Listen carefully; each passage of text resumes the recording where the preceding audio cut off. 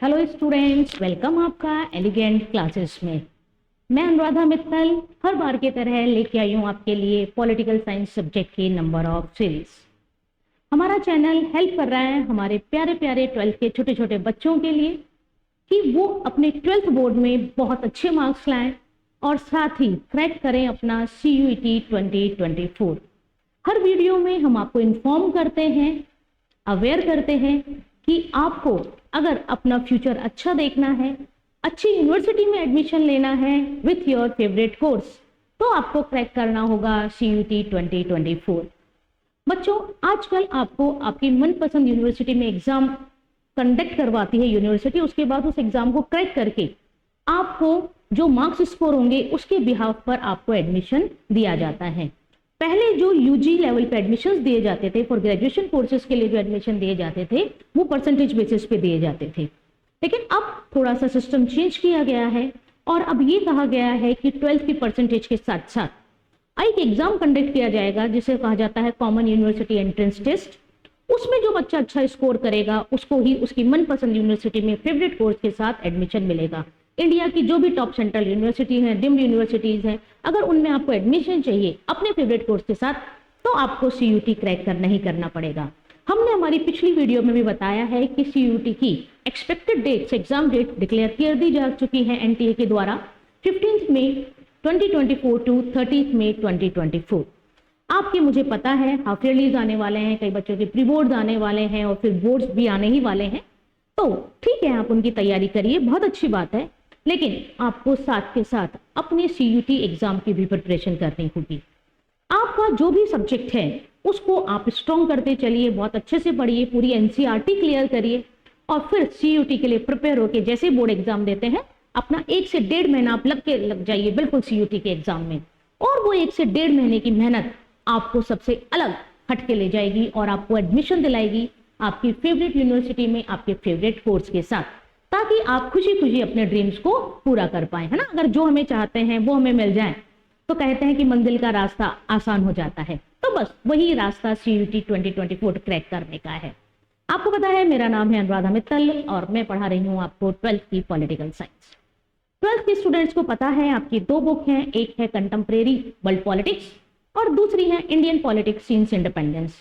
अभी जो हमारी नंबर ऑफ सीरीज चल रही है आप हमारी प्लेलिस्ट में देख सकते हैं, वो हमने शुरू कर रखी है आपकी बुक कंटेम्प्रेरी वर्ल्ड पॉलिटिक्स। उसमें हमारी 3 यूनिट कंप्लीट हो चुकी है और 4th यूनिट रनिंग है, जिसमें 4th यूनिट का एक पार्ट हम कंप्लीट कर चुके हैं और आज हमारी 4th यूनिट भी सेकंड पार्ट के साथ कंप्लीट हो जाएगी। फर्स्ट यूनिट रिलेटेड थी कोल्ड वॉर, जिसमें हमने non aligned movement, new international economic order etcetera topics पढ़े। सेकेंड यूनिट में हमने पढ़ा एंड ऑफ सेकेंड वर्ल्ड और disintegration of the USSR। Third unit थी USA हेजेमनी से रिलेटेड और 4th यूनिट है आपकी ऑल्टरनेटिव सेंटर ऑफ पावर, जिसका एक पार्ट हमारा कंप्लीट हो चुका है और आज की क्लास में हम आगे उसको कंटिन्यू करेंगे। अगर हम बच्चों बात करें कि हमारी सेकेंड यूनिट का बेस क्या है, थीम क्या है, तो पहले हम उसको समझने की कोशिश करते हैं। देखिए, जैसे आप स्क्रीन पे देख रहे हैं आपकी सेकेंड यूनिट का हेडिंग है ऑल्टरनेटिव सेंटर्स ऑफ पावर। तो सबसे पहले हमें ऑल्टरनेटिव सेंटर्स ऑफ पावर का मीनिंग पता होना चाहिए और ऑल्टरनेटिव सेंटर ऑफ पावर का मीनिंग जानने के लिए हमें थोड़ा सा पीछे चलना पड़ेगा और USA हेजेमनी को समझना पड़ेगा। शायद मेरे बच्चों को याद हो कि what is the meaning of USA hegemony, क्योंकि हम बार बार बोलते हैं हमारा मोटिव NCERT रटाना नहीं, NCERT समझाना है। USA हेजेमनी का मतलब मैंने आपको बहुत आसान भाषा में बताया था कि सेकेंड वर्ल्ड वॉर के बाद जो पूरा वर्ल्ड था वो 2 सुपर पावर्स में बट गया था। एक पावर को रिप्रेजेंट कर रहा था USA और दूसरी पावर को रिप्रेजेंट कर रहा था USSR। It means world is bipolar. लेकिन धीरे धीरे क्या होता है, between the period of 1989 to 1991 सिचुएशंस ऐसी आती हैं कि USSR डिसइंटीग्रेट हो जाता है at the December 1991 and the last president of USSR was Mikhail Gorbachev. 1991 में जब USSR डिसइंटीग्रेट हो जाता है तो वर्ल्ड में केवल एक सुपर पावर रह जाती है, that is United State of America. It means now world is unipolar. आए बच्चों समझ में? यानी after the second world war it means between 1945 to 1991 world is bipolar, 2 super powers. लेकिन after the disintegration of USSR world becomes the unipolar. It means only single superpower, that is America. अब देखिए क्या होता है, जो हमने third unit में पढ़ा था कि जब अमेरिका सिंगल सुपर पावर रह गया तो he tried to establish his dominance all sphere of the world and it is the known as USA hegemony। यानी जब अमेरिका पूरे विश्व में एक सुपर पावर रह गया, अंकल सैम बार बार हम वर्ड यूज करते हैं, तो क्या होता है कि वो सोचता है कि मैं वर्ल्ड में जो भी स्पेयर है, इकोनॉमिक है, मिलिट्री है, टेक्नोलॉजी है, ठीक है, कल्चरल है, सोशल है, उसमें अपनी डोमिनेंस एस्टैब्लिश करूं। और कहीं ना कहीं वो डोमिनेंस एस्टैब्लिश करता जाता है और इसी को हम कहते हैं यूएसए हेजिमनी। आपको याद आ रहा होगा वो यूएसए हेजिमनी का मतलब, when after the disintegration of USSR USA becomes a single superpower and world becomes the unipolar. Then USA tried to its dominance on each and every sphere of the world, that is political, social, economic, military, etc. And this is known as the USA hegemony. फिर USA hegemony के आपने दो main examples भी देखे थे, याद आ रहे हो आपको, सद्दाम हुसैन और ओसामा बिन लादेन। याद आया बच्चों आपको, कुवैत इन्वेड हमने पढ़ा था सद्दाम हुसैन के द्वारा, जब अमेरिका के सपोर्ट से यूएनओ में एक रेजोल्यूशन पास हुआ और 34 नेशंस की आर्मीज ने मिलकर ऑपरेशन डेजर्ट शील्ड और डेजर्ट स्टॉर्म किया और सद्दाम हुसैन को बाद में ऑपरेशन इराकी फ्रीडम के तहत पकड़कर फांसी की सजा दी गई थी। सारी कहानी हम पिछली वीडियो में चुनते हैं, आपको देखना है, समझना है तो आप प्लेलिस्ट में जाइए, हमारे सारे टॉपिक्स की आपको वीडियो वहां पर मिल जाएगी। दूसरा आपने देखा था 9/11 attack, first terrorist attack on America on 11 सितंबर 2001। अमेरिका इसका रिवेंज लेता है operation enduring freedom, operation Geronimo के तहत, और ओसामा बिन लादेन को पाकिस्तान के अहमदाबाद शहर से पकड़ समुद्र की गहरी खाई में वो दफना दिया जाता है ना। ये दो एग्जांपल्स हमने देखे थे जो इंडिकेट करते हैं कि वर्ल्ड में यूएसए की हेजिमनी है। Yes, USA is uncle Sam.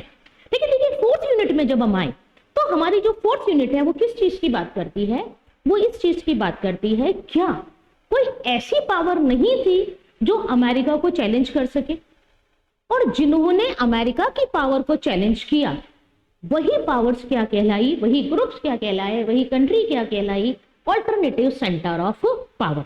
तो आया बच्चों समझ में यूएसए हेजिमनी का मीनिंग क्लियर? और यदि आपको यूएसए हेजिमनी का मीनिंग क्लियर है तो फिर आपको ऑल्टरनेटिव सेंटर ऑफ पावर का मीनिंग भी क्लियर हो गया होगा, है ना। तो ऑल्टरनेटिव सेंटर ऑफ पावर का आसान भाषा में हम शब्द समझे, आसान भाषा में हम चीजों को समझें तो उसका मतलब क्या हो गया कि 1991 के बाद जब अमेरिका ने अपनी डोमिनेंस एस्टैब्लिश करने की कोशिश की तो उसकी डोमिनेंस को जो चैलेंज करने लगे या जो इस कैपेबल थे उसको चैलेंज करें, उनको ही क्या कहा जाता है, alternative centre of powers.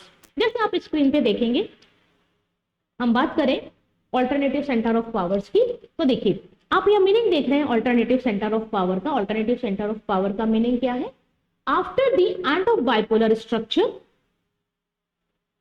after the end of bipolar structure of the world politics in the early 1990s, it became clear that alternative centers of political and economic power could limit Americans' dominance. आया बच्चों समझ में? देखिए word देखिए important, would limit American dominance। यानी 1990s के बाद America ने जब अपनी डोमिनेंस स्फीयर में स्टैब्लिश करने की कोशिश करी, ईच एंड एवरी स्फीयर, तो उसकी डोमिनेंस को जिन जिन ने चैलेंज किया वो क्या कहलाई, ऑल्टरनेटिव सेंटर ऑफ पावर्स।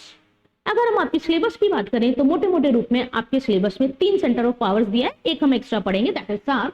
एक है आपका ASEAN, European union and economy of China. ASEAN हमारी इससे पहले वाली वीडियो में हमने पूरा समझा दिया गया है। आसियान क्या है? It is the association of south east Asian nation. ASEAN क्या है?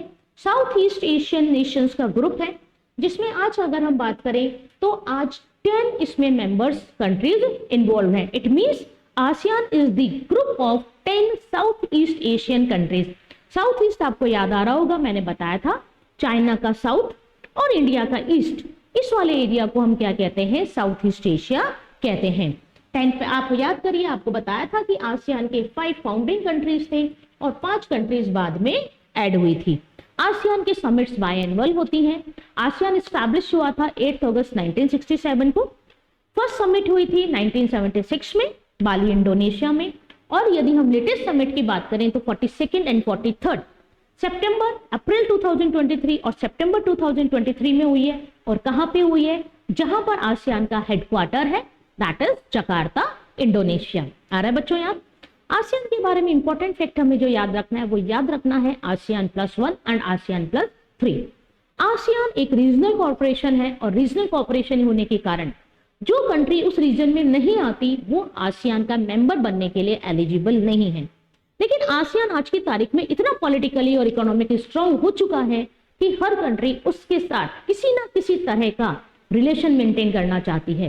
तो ये रिलेशन किस तरह मेंटेन किया जाए, तो इसके लिए एक तरीका निकाले गए, रास्ते ढूंढे गए और रास्ता निकल कर आता है ASEAN +3 and ASEAN +1। China, Japan and south Korea मिलकर जब आसियान कंट्रीज के साथ उनके समिट्स में डिस्कशन करते हैं तो उसको आसियान +3 कहा जाता है। और जब हमारा प्यारा भारत आसियान कंट्रीज के साथ बैठकर डिस्कशन करता है, बायलैटरल एग्रीमेंट्स करता है, तो उसे कहा जाता है आसियान +1। और समिट्स में आसियान जो है, ये जो मीटिंग्स होना शुरू हुई है ASEAN +1, that is started from 2002। पिछली वीडियोस में हम सब बता चुके हैं, लेकिन ये एक ब्रीफ रिवीजन है हमारे पिछले टॉपिक को आज के टॉपिक से कनेक्ट करने के लिए। उसके बाद यदि हम बात करें बच्चों, तो हमने देखा था कि आसियान को इंपॉर्टेंस देने के लिए हमारे जो प्राइम मिनिस्टर थे पीवी नरसिम्हा राव, उन्होंने अपने टेन्योर में एक पॉलिसी लेके आया जिसका नाम दिया उन्होंने लुक ईस्ट पॉलिसी। यानी अब इंडिया को डेवलपमेंट के लिए ईस्ट की ओर देखना पड़ेगा और ईस्ट की कंट्रीज से साउथ ईस्ट की जो कंट्रीज है उनके साथ हमें अलग अलग एग्रीमेंट्स करने पड़ेंगे।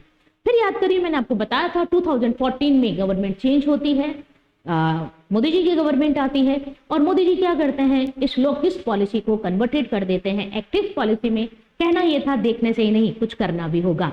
So now look east policy is transferred और converted into the act east policy. तो ये मैंने आपको ब्रीफ रिवाइज कराया किसके बारे में, आसियान के बारे में, है ना। आसियान के हम टाइम टू टाइम कोशिश करेंगे आपके लिए क्वेश्चंस भी लाने के लिए, एक बार यूनिट और सिलेबस हमारा कंप्लीट हो जाए। देखिए, अब आज की क्लास में जो हमें बात करना है वो है दो और ऑल्टरनेटिव सेंटर ऑफ पावर। एक है आपका यूरोपियन यूनियन और दूसरा है इकोनॉमी ऑफ चाइना। ठीक है, आसियान हम पढ़ चुके हैं और आज की क्लास में हम economy, European union and economy of China और एक छोटा सा और ऑर्गेनाइजेशन है सार्क, उसको भी समझने की कोशिश करेंगे। देखिए, अब हम बात करें कि यूरोपियन यूनियन क्या है, या यूरोपियन यूनियन की यदि हम बात करें कि यूरोपियन यूनियन जो था उसका मतलब एनलार्ज या उसका एस्टैब्लिश होने के पीछे रीजन क्या था। तो देखिए बच्चों, क्या होता है कि सेकेंड वर्ल्ड वॉर के बाद दो सुपर पावर्स निकल कर आए, यूएसएसआर और यूएसए। क्लियर। तो ये कहा गया कि इस सेकेंड वर्ल्ड वॉर ने क्या करा है, यूरोप की हालत खराब कर, यूरोप की कंडीशंस बहुत खराब हो चुकी है और यूरोप को जरूरत है वापस से इंटीग्रेट होने की और अपनी पावर को स्ट्रॉन्ग करने की, है ना। जब तक साथ नहीं आएंगे तो स्ट्रॉन्ग कैसे होंगे। और इसी कंसेप्ट को ध्यान में लेके हुए यूरोप की कंट्रीज ने सोचना शुरू करा और धीरे धीरे साथ आती गई। हम देखेंगे 6 कंट्रीज से शुरू हुआ और आज 27 कंट्री यूरोपियन यूनियन के मेंबर्स हैं और धीरे धीरे उन्होंने क्या किया, यूरोप को इंटीग्रेट किया, यूरोप की स्ट्रेंथ को वापस वो लेकर आए। लेकिन यूरोप की स्ट्रेंथ को वापस लाने के लिए जो सबसे पहला स्टेप उठाया जाता है वो कहलाता है मार्शल प्लान। यूरोपियन यूनियन भी हम समझेंगे, लेकिन देखिए हमारा टॉपिक समझने की कोशिश करिए आप। टॉपिक हम क्या पढ़ रहे हैं, ऑल्टरनेटिव सेंटर ऑफ पावर, यानी ऐसी पावर जो अमेरिका को चैलेंज कर रही है। आगे बच्चों समझ में, आसियान एक ग्रुप हम पढ़ के आए 10 कंट्रीज का जो साउथ ईस्ट एशिया में इंपॉर्टेंट रोल प्ले कर रहा है और अमेरिका को कहीं ना कहीं वो चैलेंज करता है, अमेरिका के डोमिनेंस को कहीं ना कहीं रिस्ट्रिक्ट करता है। दूसरा हम देख रहे हैं यूरोपियन यूनियन। यूरोपियन यूनियन आज की तारीख में बहुत ज्यादा पावरफुल ऑर्गेनाइजेशन है, लेकिन आपको पता है कि अमेरिका की जो पोजीशन है वो भी देखिए तो हम यूरोप के आसपास आती है। तो यूरोप अमेरिका के द्वारा एक प्लान लाया गया 1945 में after the end of second world war, that is Marshall plan. देखिए मार्शल प्लान क्या था, after second war Europe has lost his powers. क्या मैंने भी आपको बताया कि सेकेंड वर्ल्ड वॉर में क्या होता है, यूरोप जो होता है अपनी पावर्स को लॉस्ट कर देता है and there is a need of integration of Europe. और उस नीड को पूरा करने के लिए कौन सा प्लान लाया गया, Marshall plan. After second world war Europe lost his power and for integration of Europe USA provide massive economic help to Europe, example Marshall plan. यानी यूरोप को इंटीग्रेट करने के लिए, उसकी पावर्स को वापस लाने के लिए अमेरिका एक प्लान लेकर आता है जिसको कहा जाता है मार्शल प्लान। ओके बच्चों, यहां तक समझ में आ गया। मार्शल प्लान का मोटिव क्या था, मार्शल प्लान का मोटिव था अमेरिका द्वारा यूरोप को मैसिव इकोनॉमिक हेल्प देना, यानी बहुत बड़े लेवल पर उसको इकोनॉमिक हेल्प देना। देखिए 1945 के बाद बेटा याद करिए आप, जब हमने एरा ऑफ कोल्ड वॉर पढ़ा था तो अमेरिका ने डॉलर डिप्लोमेसी स्टार्ट करी थी। डॉलर डिप्लोमेसी आपको याद आ रहा होगा, मेरी वीडियो देख रहे हैं आप कोल्ड वॉर वाली, उसमें मैंने समझाया हुआ है। डॉलर डिप्लोमेसी क्या होता है? It dollar diplomacy is an example of neo colonialism, यानी जब एक कंट्री अटैक के द्वारा या किसी और साधन के द्वारा दूसरी कंट्री पे अपना डोमिनेंस एस्टैब्लिश नहीं कर पाती, तो वो एक डोमिनेंस का तरीका निकालती है इकोनॉमिक हेल्प करके, कि हम आपको इकोनॉमिक हेल्प करेंगे, आप बाद में हमारी ये बातें मानिए। अगर हम मार्शल प्लान की बात करें तो मार्शल प्लान लाया गया था यूएसए के secretary of state George Marshall के द्वारा। Who laid out the Marshall Plan believed that stability of Europe government depends on the economic stability of the people, यानी यूरोप की गवर्नमेंट को स्टेबल होना है, डेवलप होना है, तो वहां की पीपल्स और वहां के लिए इकोनॉमिक स्टेबिलिटी बहुत जरूरी है। और इसी इकोनॉमिक स्टेबिलिटी के लिए मार्शल क्या करते हैं, यूएस से स्पॉन्सर कराते हैं इकोनॉमिक हेल्प, ग्रांटिंग $13 बिलियन की यूरोप को हेल्प दी जाती है। और बेसिकली अगर मैं आपको बताऊं, ये जो हेल्प दी जा रही थी वो वेस्ट यूरोप को दी जा रही थी, है ना। ईस्ट यूरोप में तो उस वक्त देखिए यूएसएसआर बेसिकली आ रहा था, जो कम्युनिज्म को एक्सपेंड करना चाह रहा था, है ना। तो अमेरिका की कोशिश थी कि जो वेस्ट वाला पार्ट है यूरोप का, वो कहीं कम्युनिज्म से इन्फ्लुएंस ना हो जाए, तो उसको मैं कैपिटलिज्म में ही रखूं, अपनी आइडियोलॉजी में रखूं, अपने एरिया में रखूं। तो क्या किया गया था, तो बस एक मान लीजिए ये भी अपनी जो मोनोपोली है, अपनी जो एग्जिस्टेंस है, उसको बनाए रखने का साधन था कि इकोनॉमिक हेल्प देके आप यूरोप को अपने पास रखा जाए। Devastated countries that has been devastated physically and economically by world war second, है ना। अब देखिए बहुत आसान भाषा में हम समझते हैं। मार्शल प्लान 1945 में यूएसए स्पॉन्सर्ड प्रोग्राम था। यूएसए के जो सेक्रेटरी ऑफ स्टेट थे जॉर्ज मार्शल, उनके द्वारा लाया गया था। मोटिव क्या था, जो वेस्ट यूरोप है उसमें उन कंट्रीज की इकोनॉमिक हेल्प करना जो सेकेंड वर्ल्ड वॉर में फिजिकली और इकोनॉमिकली डिवोस्टेड हो चुके हैं। आगे बच्चों यहां तक समझ में? तो ये आपका मार्शल प्लान था। ये भी आपसे क्वेश्चन बहुत बार पूछा गया है, या तो सिंपल पूछा जाता है which country introduce the Marshall plan, that is USA in 1945। What are the reason behind the Marshall Plan? Who introduced the Marshall Plan? Marshall Plan was introduced by the U.S. Secretary of State George Marshall in 1945 और बहुत आसान भाषा में it provide the economic help to the Europe countries which are politically and economically devastated in the Second World War. Okay बच्चों, आगे आसान भाषा में समझ में? तो ये था आपका मार्शल प्लान, ठीक है। इसके आगे अगर हम बात करें तो देखिए इसके आगे हमें जो पढ़ना है वो that is important topic European union. Flag तो हम आपको पहले भी दिखा चुके हैं, इससे पहले वाली स्लाइड में जब हमने बात करी थी कि आपको दो main alternative centres of power पढ़ने हैं, एक आसियान और एक यूरोपियन यूनियन। आसियान तो मैंने अभी आपको ब्रीफ में रिवाइज भी कर दिया। अब देखिए यूरोपियन यूनियन को समझते हैं। European union is a group of 27 countries of Europe which comes together to integrate the Europe. आया बच्चों समझ में? यानी आज की तारीख में यदि हम बात करें तो यूरोपियन यूनियन 27 कंट्रीज का ग्रुप है जिनकी लगातार कोशिश है कि यूरोप में स्ट्रेंथ जो है उसकी और हम आगे उसको डेवलप करें और यूरोप को एक बहुत स्ट्रॉन्ग आप कह सकते हैं इकोनॉमिकली, पॉलिटिकली, मिलिट्री वर्ल्ड के सामने हम लाएं। और कहीं ना कहीं यूरोपियन यूनियन इस काम में सक्सेस भी हो रहा है।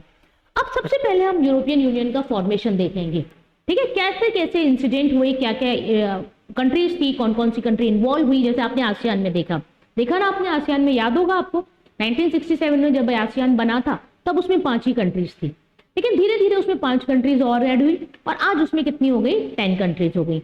ऐसे ही हम यूरोपियन यूनियन का डेवलपमेंट समझेंगे, टाइमलाइन समझेंगे हम यूरोपियन यूनियन की। देखिए बच्चों, it is the flag of European union, है ना। ये यूरोपियन यूनियन का फ्लैग है। मैंने आपको पहले भी बताया था, फिर आपको याद दिला देती हूँ कि आप जब एग्जाम दें, अपना बोर्ड का एग्जाम दें, तो आप कोशिश करिए अपने आंसर को अट्रैक्टिव बनाने की। कुछ ऐसा पिक्टोरियल रिप्रेजेंटेशन करना जिसमें आपको भी बहुत ज्यादा परेशानी ना हो, क्योंकि बोर्ड का एग्जाम है। आप इजीली उन चीजों को दिमाग में रखें और जरूरत पड़ने पर वो पिक्टोरियल रिप्रेजेंटेशन अपनी आंसर शीट में आप देंगे तो शायद हम उम्मीद करते हैं कि आप औरों से कुछ ज्यादा मार्क्स ला पाए। देखिए बच्चों, यूरोपियन यूनियन की बात करें हम, it is an international organization comprised 27 European countries and governing common economic, social and security policies. ठीक है, it is a group of 27 countries. These are the name of 27 countries and these are known as US members. Austria, not Australia, it is Austria. Austria, Belgium, Bulgaria, Croatia. It is the, आप कह सकते हैं latest added country है।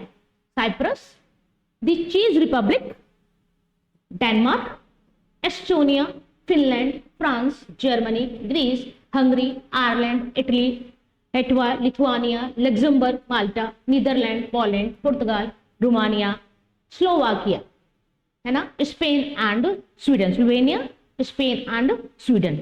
These are the 27 countries of European. Don't worry, आपसे कोई भी इन 27 countries का नाम नहीं पूछेगा, है ना, लेकिन हाँ एक बार लिखा है तो मैंने बता दिया आपको ये 27 कंट्रीज हैं। ठीक है, अब आगे देखिए, हम आगे की हम बात करते हैं। आपको ये ब्रेक्सिट है, अभी मैं बताती हूँ आपको ब्रेक्सिट क्या होता है। तो ये आपके पास क्या था, एक तो मीनिंग था यूरोपियन यूनियन का। What is European Union? European union is a group of 27 European countries to integrate और to strength the power of Europe, है ना। सम मेंबर्स आपसे पूछा जा सकता है, आपसे पूछा जा सकता है right the 5 members of European union, या अभी हम आगे जो हम स्लाइड्स में देखने वाले हैं वहां से कहीं से कोई ना कुछ क्वेश्चन बन सकता है। अब देखिए बच्चों, बहुत आसान भाषा में मैं आपको समझाने जा रही हूं कैसे यूरोपियन यूनियन के मेंबर्स बढ़ते गए और 27 हो गए। ऐसा नहीं जिस दिन यूरोपियन यूनियन फ्रेम्ड हुआ उसी सीधे सीधे 27 मेंबर्स थे। क्लियर? तो उस चीज को हम समझेंगे। देखिए, सबसे पहले यदि हम बात करें तो सबसे पहले आपको ये ध्यान रखना है, टोटल मेंबर्स तो आज की तारीख में 27 है। ठीक है, आपसे ये पूछा गया है, सिंपल 1 मार्क्स का क्वेश्चन आया हुआ है, current members of European union, then answer is 27। अब देखिए कैसे होता है। सबसे पहले अगर हम आपसे ये पूछा जाए कि यूरोपियन यूनियन फ्रेम्ड कब हुआ, तब आंसर आएगा 1992। कैसे आएगा अभी मैं आपको थोड़ी देर में बताती हूँ। देखिए, सबसे पहले आप याद रखिए इंसिडेंट 1951। 1951 में यूरोप में एक कम्युनिटी बनती है ECSC, coal and steel community, है ना, European coal and steel community. ये कम्युनिटी बनाई जाती है। ठीक है, आपको देख रहा होगा, एरिया आपको पता चल गया होगा। कोल और स्टील को लेकर उनके डेवलपमेंट, उनके प्रोड्यूस, उनके इकोनॉमिक, उसके लिए प्रोडक्शन के लिए ये कम्युनिटी बनाएगी, economic European coal and steel community. It was signed by, देखिए अब ये जो बनी कमेटी बनी है ये 6 मेंबर्स के द्वारा बनी है ना। और देखिए, जब भी हम किसी ऑर्गेनाइजेशन की बात करते हैं तो उसमें जब हम मेंबर शब्द बोलते हैं, it means country, not a individual और not a person is the member, country उसका मेंबर है। इसमें अगर हम 6 कंट्रीज की बात करें तो वेस्ट जर्मनी, ठीक है, इटली और फ्रांस, 3 कंट्री तो ये है, वेस्ट जर्मनी, इटली और फ्रांस। और 3 और कंट्रीज कौन सी थी? बेल्जियम, लग्जमबर्ग और नीदरलैंड। ये 6 कंट्रीज मिलकर एक कम्युनिटी बनाती हैं, एक ऑर्गेनाइजेशन बनाती हैं जिसको कहा जाता है ECSC, European coal and steel community. ठीक है, it is the first step to integrate the Europe, यानी यूरोप को इंटीग्रेट करने के लिए पहला जो ऑर्गेनाइजेशन बना जो कि आगे चलकर यूरोपियन यूनियन को फ्रेम करने में हेल्प करेगा, दैट इज ECSC। ठीक है, 6 नाम याद रखना। देखिए, वेस्ट जर्मनी, इटली और फ्रांस तो आपको याद रखना पड़ेगा। ये जो 3 कंट्री हैं इनका एक ग्रुप है जिसको बेनीलक्स कहा जाता है बेटा। ठीक है, ये जो ग्रुप है, ये 3 कंट्रीज है, इनका और एक भी जगह ग्रुप बना हुआ है जिसको कहा जाता है बेनीलक्स। ठीक है, तो ये जो बेनीलक्स है इसका मतलब क्या हो गया? बेल्जियम, नीदरलैंड और लग्जमबर्ग। तो आप बेनीलक्स जब याद रखेंगे तो आपको ये ECSC की 6 कंट्रीज याद हो जाएंगे, वेस्ट जर्मनी, इटली, फ्रांस। ठीक है, 3 तो ये हो गई, और 3 क्या है? 3 बेनीलक्स हैं। बेनीलक्स मतलब बेल्जियम, नीदरलैंड और लग्जमबर्ग। तो ये 6 कंट्रीज मिलकर क्या बना रही हैं? ECSC बना रही। It is the first step. Clear? अब देखिए, 6 कंट्रीज हो गई, हमें कहां तक पहुंचना है? इस 6 से 27 तक पहुंचना है। मैंने क्या कहा, आज की तारीख में कितनी कंट्रीज हैं? 27 कंट्रीज हैं। तो 6 तो मैंने आपको बता दी, लेकिन हमें 27 तक पहुंचना है। तो देखिए, मैंने बहुत आसान शब्दों में कोशिश करी जिससे आपको समझ में आ जाए। ये कब बनी है? 1951 में। 1951 में यूरोपियन यूनियन का पहला स्टेप था 6 कंट्रीज के साथ ECSC फ्रेम हुआ। फर्स्ट एनलार्जमेंट होता है 1973 में, और 1973 में डेनमार्क, आयरलैंड और यूनाइटेड किंगडम इसको ज्वाइन करते हैं। ठीक है, तो 6 + 3 कितने हो गए? 9। क्लियर? 1981 में इसमें ग्रीस ज्वाइन होता है, और ग्रीस के ज्वाइन होकर नंबर ऑफ मेंबर्स कितने हो जाते हैं? 10। 1986 में Spain and Portugal join the ECSC and 12 countries. यहां तक आपको ध्यान रखना है, यानी 6 से 12 डबल हो गई है।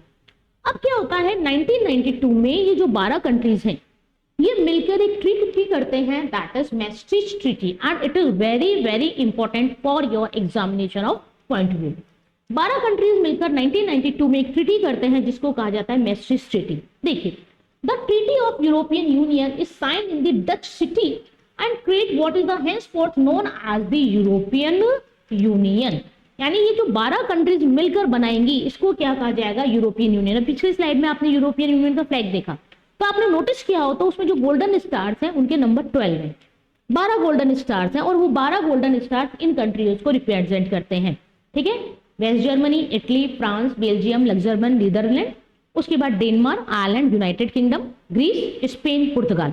ये 12 कंट्रीज के जो फ्लैग, वो फ्लैग इन 12 कंट्रीज को इंडिकेट करते हैं। यानी फाउंडिंग मेंबर्स, फाउंडिंग कंट्रीज कितनी है यूरोपियन यूनियन की, 12 है।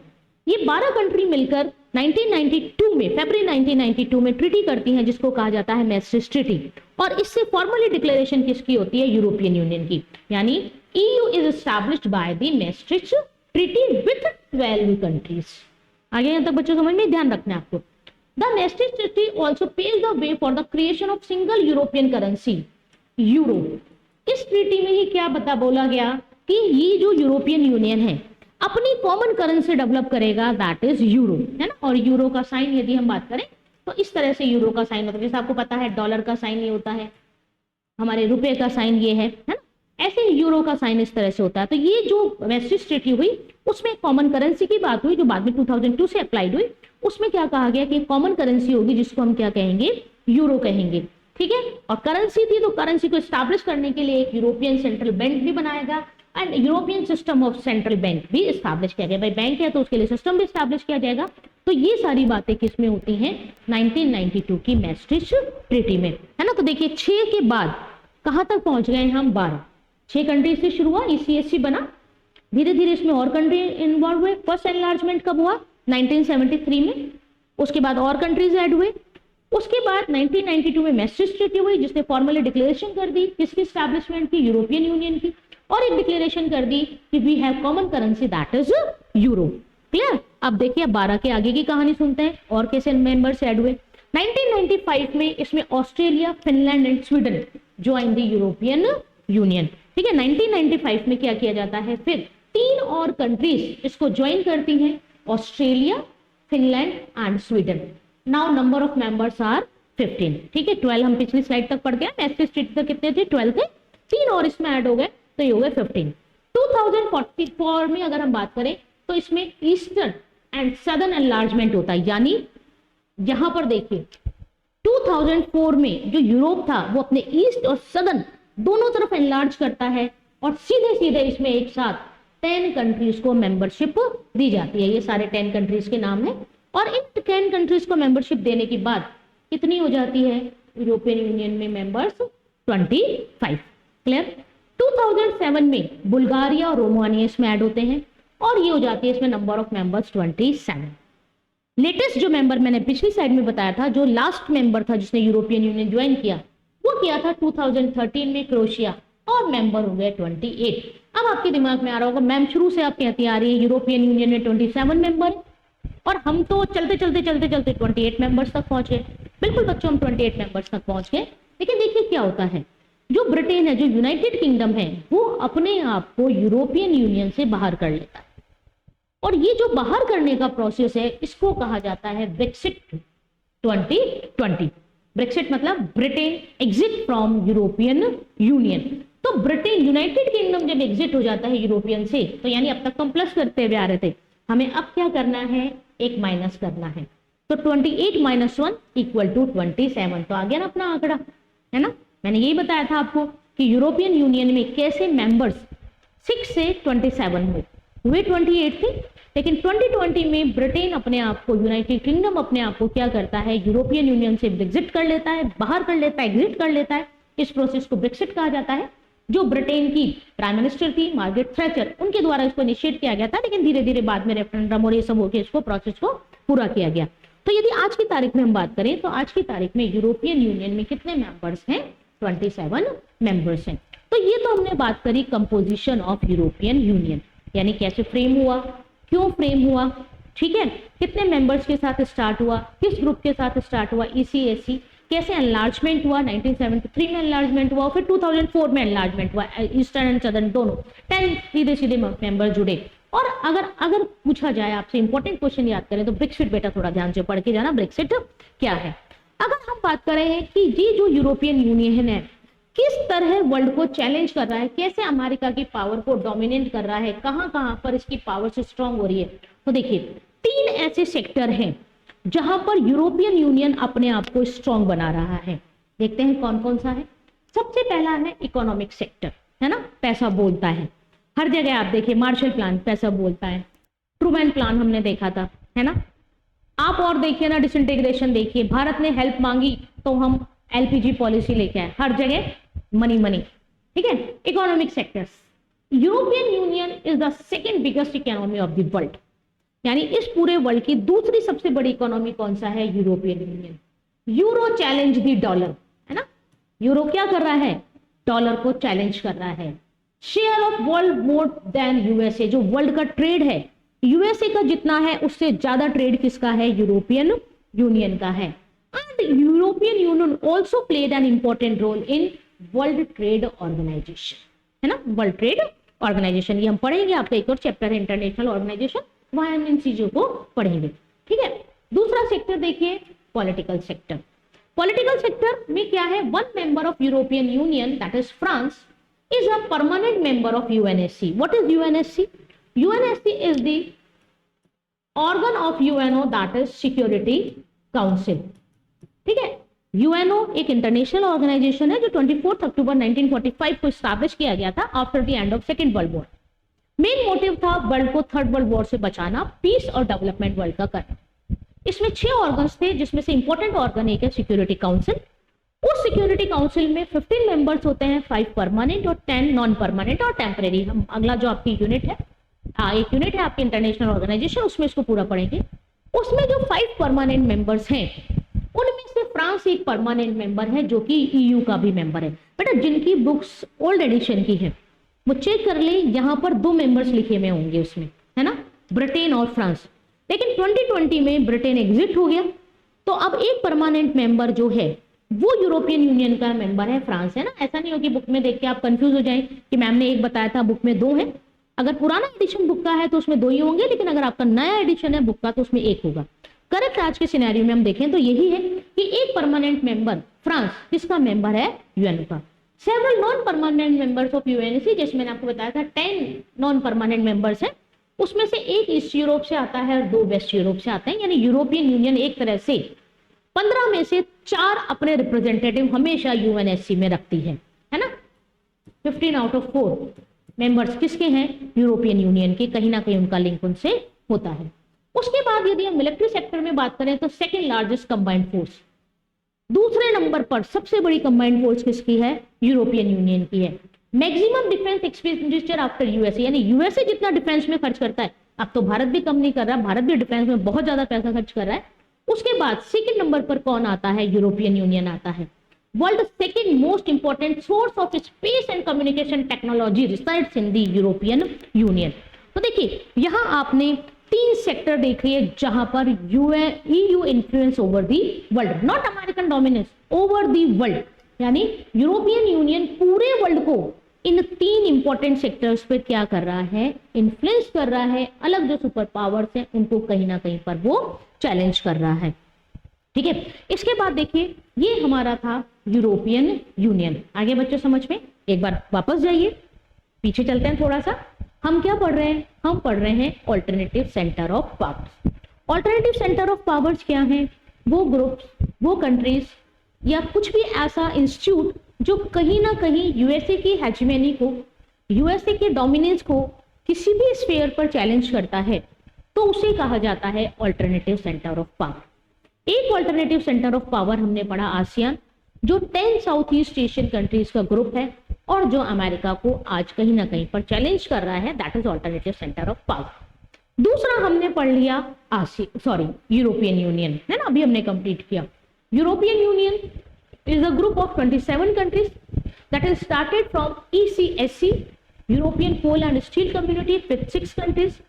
Slowly, gradually, they developed, and in 1992, with the Maastricht Treaty, 12 countries framed the European Union and decided to start a common currency, that is Euro, and establish European Central Bank. Clear? And then again, gradually, the number of members increased. and the latest in 2013, Croatia becomes the 28th member of European Union. But in 2020, United Kingdom exit from the European Union, and this process known as Brexit, and now the total members of European Union are 27. European Union has challenges European Union influences the world on 3 sectors. Number 1 economic sector, number 2 political sector, and number 3 आपका technology या military centre हम इसको कह सकते हैं। आगे बच्चों यहाँ तक समझ में, ये हमारा पूरा कंप्लीट हो गया second alternative centre of power, that is European union. अब हम पढ़ेंगे ड्रैगन को।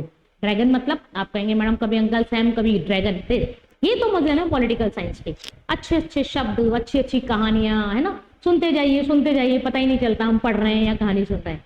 देखिए पॉलिटिकल सब्जेक्ट जो है वो मेरा सब्जेक्ट है, I love my subject too much, और मेरी कोशिश रहती है कि मैं मेरे प्यारे स्टूडेंट्स को जो पॉलिटिकल साइंस पढ़ रहे हैं उनको धीरे धीरे अपने सब्जेक्ट के साथ कंफर्ट कर दूं, है ना। अगर आप सब्जेक्ट के साथ कंफर्ट हो जाएंगे, अगर आपको ये लगने लगेगा कि इस सब्जेक्ट की क्लास में बैठ के हमें मजा आने वाला है ना, इस सब्जेक्ट में हमें बोर नहीं होना, तो शायद मेरी मेहनत सफल होगी, है ना। सब्जेक्ट को इंटरेस्टिंग बनाना, कहानियों की तरह सुनना, समझते जाना और लिखते जाना और अच्छा स्कोर करते जाना। तो देखिए बेटा, थर्ड हमारा है the rise of Chinese economy, यानी चाइना की इकोनॉमी भी क्या कर रही है, कहीं ना कहीं अमेरिका की जो इन्फ्लुएंस है, अमेरिका की जो डोमिनेंस है उसको चैलेंज कर रही है। ठीक है, China has fastest growing economy, है ना। अब हम चाइना को पढ़ेंगे, यूरोपियन यूनियन और आसियान हमारा कंप्लीट हो चुका है। चाइना के बारे में हम क्या देख रहे हैं, स्क्रीन पे देखिए, आप देख रहे होंगे China has been fastest growing economy, यानी चाइना जो है उसकी इकोनॉमी लगातार बढ़ रही है। फास्टेस्ट मतलब तीव्र गति से बढ़ रही है। अब उसकी जो बढ़ रही है इकोनॉमी, उसके पीछे रीजंस क्या हैं, तो देखिए the major reasons of strength of economy is population. किसी जमाने में चाइना नंबर 1 पर होता था पॉपुलेशन में, और भारत ने उसमें भी उसको पछाड़ दिया, और अब भारत फर्स्ट नंबर पर है पॉपुलेशन में, सेकंड नंबर पर चाइना है। ठीक है, लैंड मासेस, एरिया ज्यादा है उसके पास, रिसोर्सेस एंड पॉलिटिकल इन्फ्लुएंस, यानी कंट्री में जैसे अमेरिका चाहता है ना मेरा पॉलिटिकल इन्फ्लुएंस बना रहे, वैसे ही चाइना भी पीछे नहीं है। चाइना भी चाहता है कि कहीं ना कहीं पर मेरा पॉलिटिकल इन्फ्लुएंस यहाँ पर बना रहे। और देखिए चाइना का मेन प्रोजेक्ट क्या है, चाइना का मेन प्रोजेक्ट है ओवरटेक द यूएसए टिल 2040, 20 से डबल 2040 तक क्या किया जाए, अमेरिका को मैं ओवरटेक कर लूं in each and every sphere. अब आपके दिमाग में आ गया होगा मैडम ऐसा हो गया तो हम शायद 2040 में चाइनीज हेजेमनी पढ़ेंगे, है ना। आप पढ़ेंगे, कौन पढ़ाएगा पता नहीं, लेकिन हाँ चाइनीज हेजेमनी, लेकिन देखते हैं क्या होता है। लेकिन आज की सिनेरियो में देखिए क्या है, चाइनीज जो इकोनॉमी है इस तरह से क्या कर रही है, अमेरिकन डोमिनेंस को चैलेंज कर रही है। देखिए चाइना की यदि हम बात करें तो आपको पता होगा, हमने कहीं ना कहीं बात भी की है कि चाइना कम्युनिज्म को फॉलो करता है। और देखिए जो कम्युनिज्म को जब हम फॉलो करते हैं ना, तो ऐसा लगता है, आप पढ़ चुके हैं पिछले क्लासेस में, हम कई बार कम्युनिज्म, कैपिटलिज्म, सोशलिज्म इन चीजों को डिस्कस करा है, तो पढ़ के हमें लगता है कि कहीं ना कहीं क्या होता है, कम्युनिज्म डेवलपमेंट को ऐसा लगता है कि रिस्ट्रिक्ट कर देता है, और यदि डेवलपमेंट करना है तो कैपिटलिज्म को फॉलो करना पड़ेगा। हाँ, आप सोशलिज्म को साथ लेके चलिए, लेकिन ऐसा नहीं है कि कम्युनिज्म करते आप नीचे आ जाए, नहीं, आपको चेंजेस करने पड़ेंगे। Time demand for the changes, है ना, और जो समय के साथ बदल जाए वही तो फिर तरक्की के आगे चलता है। देखिए अगर हम बात करें, in starting China follows the communism in both sector, political and economy.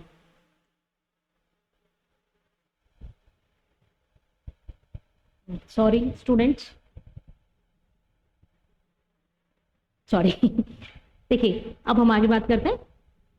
China की यदि हम बात करें तो जैसे मैंने आपको बताया कि चाइना क्या करने की कोशिश कर रहा है कि 2040 तक हम क्या करें, अमेरिका को ओवरटेक कर लें। यही तो खास बात है स्मार्ट क्लासेस की, जरा सी उंगली इधर से उधर तो पता नहीं क्या क्या खुल जाते हैं, नहीं संभालना मुश्किल हो जाता है, लेकिन संभाल लिया हमने।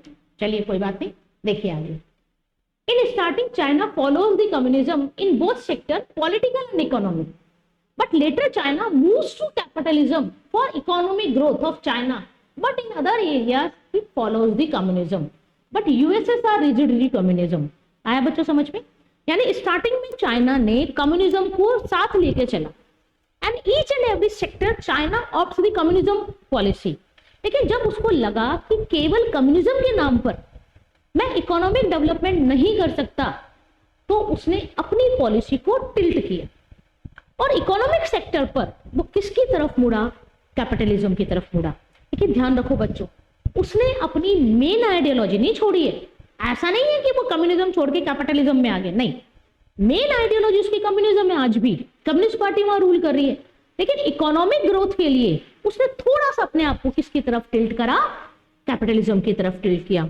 और जो उसके चाइना के लीडर थे जाओ एन लाई, पढ़ेंगे हम जाओ एन लाई को, पंचशील एग्रीमेंट जब हम पढ़ेंगे, एक चैप्टर है आपका इंडिया का एक्सटर्नल रिलेशंस कंट्रीज के साथ, उसमें हम पढ़ेंगे इन्होंने प्रधानमंत्री नेहरू के साथ मिलकर 5 सिद्धांतों का निर्माण किया था 1954 के आसपास, जिन्हें हम थ्योरी ऑफ पंचशील कहते हैं। Very important question regarding your exams. वो क्या करते हैं, 4 मेथड्स यूज करते हैं मॉडर्नाइजेशन के, यानी इकोनॉमिक डेवलपमेंट के 4 नए तरीकों की खोज करते हैं। That is agriculture, industry, science and technology and military. Clear? यानी इन 4 सेक्टर्स पर हमें हमारी जो कम्युनिस्ट आइडियोलॉजी है उसको चेंज करना पड़ेगा और कैपिटलिज्म की तरफ जाना पड़ेगा। यानी अमेरिका का कैपिटलिज्म अपनाकर ही अमेरिका को चैलेंज कर रहे हैं। यार ये बात समझ में, कैपिटलिज्म हम शुरू से किसकी पॉलिसी पढ़ते हुए आ रहे हैं, यूनाइटेड स्टेट ऑफ अमेरिका की। चाइना भी डेवलपमेंट के लिए, इकोनॉमिक डेवलपमेंट के लिए कौन सी पॉलिसी अपना रहा है, capitalism, free market, free economy, है ना, पीपल्स को फ्रीडम इंडस्ट्रीज डेवलप करने के लिए गवर्नमेंट का इंटरवेंशन कम इकोनॉमिक सेक्टर में, ये सभी तो कैपिटलिज्म है। तो इस कैपिटलिज्म को ऑप्ट करके अमेरिका अपनी जो इकोनॉमिक ग्रोथ है उसको इन्फ्लुएंस कर रहा है वर्ल्ड पर कि अब वो अमेरिका के डोमिनेंस को चैलेंज करे, और इसीलिए ये इकोनॉमी, ड्रैगन इकोनॉमी क्या कहलाती है, ऑल्टरनेटिव सेंटर ऑफ पावर। ठीक है, जाओ एन लाई 4 सेक्टरल लाइन मॉडर्नाइजेशन के याद रखने आपको, agriculture, industry, science and technology and military. ठीक है, तो ये क्या था आपका Chinese influence over the world. आए बच्चों समझ में? तो 3 ऑल्टरनेटिव सेंटर ऑफ पावर्स आपको पढ़नी थी। आसियान कंप्लीट हो गया हमारा, यूरोपियन यूनियन हमने कंप्लीट करा, और एक छोटा सा टॉपिक था चाइना का, है ना, चाइनीज इकोनॉमी, कि चाइना ने कैसे अपनी इकोनॉमी को चेंज किया और किन किन सेक्टर्स पर चेंज लाकर वो अमेरिका के डोमिनेंस को चैलेंज कर रहा है। Clear student? देखिए बच्चों, एक और आपको ग्रुप पढ़ना है, दैट इज सार्क। ठीक है, आप स्क्रीन पे देख रहे हैं, हम एक और रीजनल ग्रुप को यहां पर लेकर चल रहे हैं, इंपॉर्टेंट है, क्वेश्चंस आए हुए हैं आपके, है ना, that is SAARC. It is also an regional group. जैसे आसियान रीजनल ग्रुप था वैसे ही सार्क भी रीजनल ग्रुप है। अगर हम सार्क के बारे में पढ़ें तो देखिए, सबसे पहले आपको इनकी फुल फॉर्म बहुत अच्छे से पता होनी चाहिए। सार्क की यदि हम फुल फॉर्म देखें, it is south Asian association for regional cooperation. South Asian association for regional cooperation, बिल्कुल आपको याद रखनी है, आपको हर किसी की एब्रिविएशन फुल फॉर्म याद रखना है, पूछा जाता है आपसे। ASEAN association of south east Asian nation. Clear? SAARC south Asian association for regional cooperation, association of south east Asian nation, south Asian association for regional cooperation. ठीक है बच्चों, अब देखिए क्या है, सार्क स्टैब्लिश कब होता है, सार्क स्टैब्लिश होता है 8 दिसंबर 1985 को, और कहां पर स्टैब्लिश होता है, ढाका में। ठीक है, और ढाका कहां पर है, बांग्लादेश में। और जो सार्क का सचिवालय है, सेक्रेटरीट है, वो कहां पर है, काठमांडू, नेपाल में। कब से स्टैब्लिश है, 1987 से। 1985 टू 1987 तब तक जो सार्क का सेक्रेटरीट था वो ढाका में था, बांग्लादेश में था। लेकिन 1987 में क्या करते हैं, जो सार्क का सेक्रेटरीट है उसको ढाका से हटाकर कहां शिफ्ट कर दिया जाता है, काठमांडू, नेपाल में, है ना। ये आपको समझ में आ गया। अब देखिए हम सार्क की आगे की बात करें, कौन सा ऑर्गेनाइजेशन है, क्या ऑर्गेनाइजेशन है, क्या मोटिव है, इन चीजों को हम देखते हैं। देखिए, अगर हम सार्क की बात करें बेटा, तो सार्क एक रीजनल ऑर्गेनाइजेशन है जिसका एरिया अब शायद आपको नाम से समझ में आ गया हो। इसका एरिया क्या है, साउथ एशिया। आसियान का एरिया क्या था, आसियान का रीजन था साउथ ईस्ट एशिया, और सार्क का एरिया है साउथ एशिया। ठीक है, साउथ एशिया में जो कंट्रीज आती हैं, these are the eligible to becomes the member of SAARC. ठीक है, तो देखिए सार्क का यदि आज की तारीख में हम बात करें, करंट सिनेरियो में हम बात करें, तो सार्क हैज 8 मेंबर्स। सार्क कितने देशों का समूह है, 8 देशों का समूह है। और हम शुक्रिया करना चाहेंगे शटर स्टॉक को, जिनकी मदद से हम ये मैप लाकर आपको सार्क कंट्रीज को समझा पा रहे हैं। Thank you Shutterstock. देखिए यहाँ पर अगर हम सार्क के मेंबर्स की बात करें तो सार्क के जो फाउंडिंग मेंबर्स थे दैट आर 7। 7 देशों ने मिलकर सार्क का निर्माण किया था। मैप पे देखिए आप, तो कौन कौन से हैं। सबसे पहले हमारा प्यारा भारत, इंडिया, पाकिस्तान प्यारा पड़ोसी, नेपाल, भूटान, बांग्लादेश, श्रीलंका, मालदीव, है ना। आपके मैप पे भी आपके क्वेश्चन आए हैं बेटा बोर्ड में कि आपको मैप दे दिया गया और कहा गया सार्क की फाउंडिंग कंट्रीज को या सार्क कंट्रीज को मैप पर आप इंडिकेट करें। इसीलिए हम पिक्टोरियल रिप्रेजेंटेशन के द्वारा इस तरह बताया जाता है ताकि साथ के साथ आपको याद कराने की कोशिश की जाए। India, Pakistan, Nepal, Bhutan, Bangladesh, Sri Lanka, Maldives, these are the founding members of SAARC. Afghanistan जो है वो बाद में ज्वाइन करता है सार्क को, कब? अप्रैल 2007 में, and Afghanistan becomes the 8th member of the SAARC. आया बच्चों यहाँ तक समझ में? तो ये क्या है आपके सार्क के फाउंडिंग मेंबर्स हैं, ठीक है। अफगानिस्तान, पाकिस्तान, इंडिया, नेपाल, भूटान, बांग्लादेश, श्रीलंका और मालदीव, ये सारे 1985 में थे। अफगानिस्तान ने कब ज्वाइन किया है? 2007 में इसको ज्वाइन किया है। उसके बाद देखिए अगर हम सार्क की बात करें तो what is the objective of SAARC. याद करिए मेरी छोटी सी बात, मैंने आपको बताया था, मान लीजिए किसी ऑर्गेनाइजेशन को पूछा गया, उसके ऑब्जेक्टिव पूछे तो आपको याद नहीं है, तो टीचर के थोड़ा थोड़ा ये भी फर्ज बनता है कि बच्चों को शॉर्ट रास्ता भी दिखा दिया जाए। तो वो शॉर्ट रास्ता ये है कि बेटा किसी भी इंटरनेशनल ऑर्गेनाइजेशन कुछ कॉमन, मैंने आपको बताया थे ऑब्जेक्टिव होते हैं, उस एरिया में पीस रखना, उस एरिया का इकोनॉमिक टेक्नोलॉजिकल डेवलपमेंट करना, उसमें बायलैटरल इश्यूज को पीसफुली सॉल्व करना, ट्रेड इंक्रीज करना, है ना, स्टेबिलिटी लाना, वर्ल्ड जो है उससे अपने आप को कलेक्टिव सिक्योरिटी देना, ये सारे उसके ऑब्जेक्टिव है। देखिए सार्क के भी आप पढ़ेंगे तो कहीं ना कहीं वहीं से रिजम्बल होते हैं। To promote the welfare of peoples of south Asian and to improve their quality of life, यानी जो साउथ एशिया के पीपल्स हैं उनकी जो लाइफ है, जो क्वालिटी ऑफ लाइफ है, उसमें क्या किया जाए? इंप्रूव किया जाए। To accelerating economic growth, social progress and cultural development, अपने रीजन में इकोनॉमिक ग्रोथ करना, सोशल प्रोग्रेस करना और टेक्नोलॉजिकल डेवलपमेंट करना। It provides all individual the opportunity to live in the dignity and to realize their full potential, यानी आप मान लीजिए रह रहे हैं, ठीक है, लेकिन आप में पोटेंशियल है लेकिन आपको वो करने की अपॉर्चुनिटी नहीं मिल रही, तो धीरे धीरे आपकी पोटेंशियल खत्म हो जाती है। तो अपने रीजन में जो पीपल्स हैं उनकी जो पोटेंशियल है, जहां भी जिस भी एरिया में उनके पोटेंशियल है वो खत्म ना हो पाए, उसको डेवलप करना, उसको यूज करना, किसका मोटिव है? सार्क का। SAARC also aim to strength cooperation with other developing countries and to cooperate with the internal and regional organization with similar aims and purpose. देखिए बहुत इंपॉर्टेंट लाइन है कि जो सार्क है इसका मोटिव क्या है कि ये जो उसकी जो, देखिए आपने सार्क की कंट्रीज पढ़ी और कंट्रीज आपको पढ़ के इतना समझ में आ गया होगा, all are the developing countries है। इंडिया डेवलप्ड होने के बिल्कुल कगार पर हम कह सकते हैं, लेकिन एट प्रेजेंट उसको डेवलपिंग कंट्रीज में कंसिडर किया जाता है। तो ये जो सारी डेवलपिंग कंट्रीज है इनका मोटिव क्या है कि जो दूसरी डेवलपिंग कंट्रीज है उनको साथ लेकर चलकर स्ट्रेंथ को डबल करना, और जितने भी वर्ल्ड में इंटरनेशनल या रीजनल ऑर्गेनाइजेशन है उनमें इंपॉर्टेंट रोल प्ले करना, ये सार्क का ऑब्जेक्टिव था। उसके बाद देखिए सार्क के बारे में जो इंपॉर्टेंट है दैट इज समिट। सार्क की समिट, आसियान की समिट्स आपको याद होंगी कि आसियान की समिट पहले रेगुलर थी, लेकिन बाद में चार्टर बनने के बाद उसको बाय एनुअल किया गया। उसके बाद कंटिन्यू बाय एनुअल आसियान की समिट्स हो रही हैं, और लेटेस्ट बाय एनुअल जो समिट हुई है सितंबर 2023 और अप्रैल 2023 में, that is 42nd and 43rd, Indonesia, Jakarta, headquarter of ASEAN. अगर हम सार्क की बात करें तो जैसे मैंने आपको बता दिया सार्क का हेडक्वार्टर कहां पर है? काठमांडू, नेपाल में। कब से है? 1987 से। 1985 में बना था, तब ढाका में रखा उसको, लेकिन 1987 से इसका हेडक्वार्टर कहां पर कर दिया गया? काठमांडू, नेपाल में। यदि हम सार्क की समिट्स की बात करें बेटा, तो सार्क की समिट्स एनुअली होती है, हर साल में एक बार। फर्स्ट समिट की बात करें तो फर्स्ट समिट ऑब्वियसली वही हुई जहां इसका एस्टैब्लिशमेंट किया गया है ना। सार्क कहां पर बना था? ढाका, बांग्लादेश में बनाया था। फर्स्ट स्लाइड में मैंने आपको बताया था जो सार्क की थी, ठीक है। तो फर्स्ट समिट भी वहीं पर हुई, 7 to 8 दिसंबर 1985, first summit of SAARC. Second summit Bangalore 1986, यानी हमारे प्यारे भारत में। थर्ड काठमांडू, नेपाल में। फोर्थ इस्लामाबाद, प्यारे पड़ोसी में, पाकिस्तान में, 1988। इस तरह से सार्क की summit regularly year by year चलती रही, ठीक है। अगर हम अब लेटेस्ट समिट पे, आपको फर्स्ट और लेटेस्ट तो याद रखनी ही रखनी है। यदि हम लेटेस्ट समिट की बात करें सार्क की, तो देखिए सार्क की जो लेटेस्ट समिट हुई है वो हुई है 2014 में। कहां पर हुई है? जहां उसका हेडक्वार्टर है काठमांडू। लिंक बिठा रहे हैं। आसियान की लेटेस्ट समिट भी इंडोनेशिया जकार्ता, जहां उसका हेडक्वार्टर।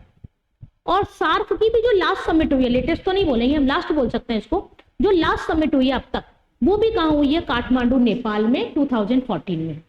अब आपको लग रहा हो 2014, 2023 इतना लंबा पीरियड और सार्क की समिट नहीं हुई। बिल्कुल नहीं हुई बेटा सार्क की समिट। क्यों नहीं हुई? कहानी सुनिए, क्या रीजन था। जो सार्क की 19 समिट थी वो हेल्ड होनी थी, शेड्यूल्ड थी, कहां पर? 2016 में इस्लामाबाद में, ठीक है। लेकिन क्या हुआ, इस समिट को कैंसिल कर दिया गया। क्यों कैंसिल कर दिया गया? दिसंबर 2016 में होनी थी, लेकिन आपको पता है इससे पहले ही भारत में एक टेररिस्ट अटैक होता है, दैट इज उरी अटैक, जो आपने मूवी भी देखी होगी। उस अटैक के कारण जो इंडिया है वो इस समिट में पार्टिसिपेट करने से मना कर देता है, और उसके बाद बाकी कंट्रीज भी ये इंडिया का सपोर्ट करती हैं और ये समिट कैंसिल्ड हो जाती है। और तब से समिट कैंसिल हुई है और आज तक ये समिट, इसकी जो सार्क की समिट है वो नहीं हो पा रही है। आ रही बच्चों बात समझ में? जो लास्ट समिट हुई सार्क की वो हुई 2014 में। कहां पर होती है? काठमांडू नेपाल में।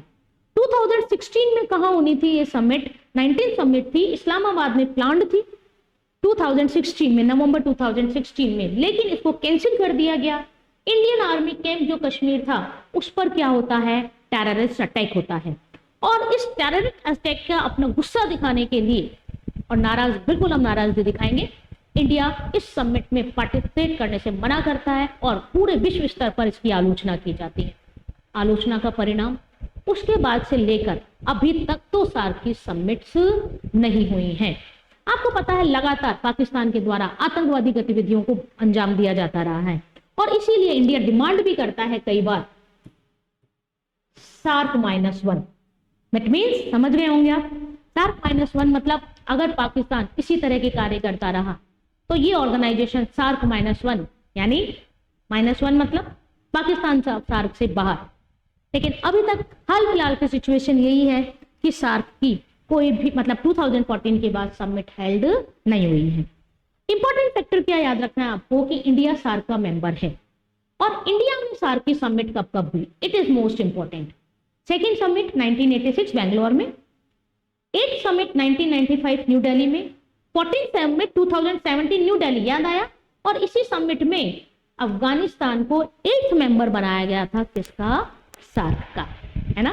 तो बच्चों ये था आपका सार्क, और आप स्क्रीन पे देख रहे हैं योर यूनिट 4 इज कंप्लीटेड। यानी हमने बहुत सक्सेसफुली, बहुत आराम से, बहुत आसान भाषा में एनसीईआरटी को साथ लेते हुए, समझाते हुए, और सारे वो फैक्ट्स जो कहीं ना कहीं आपको एग्जाम में बिल्कुल हेल्प करेंगे, उनको हमने अपने स्लाइड्स में जोड़ा है।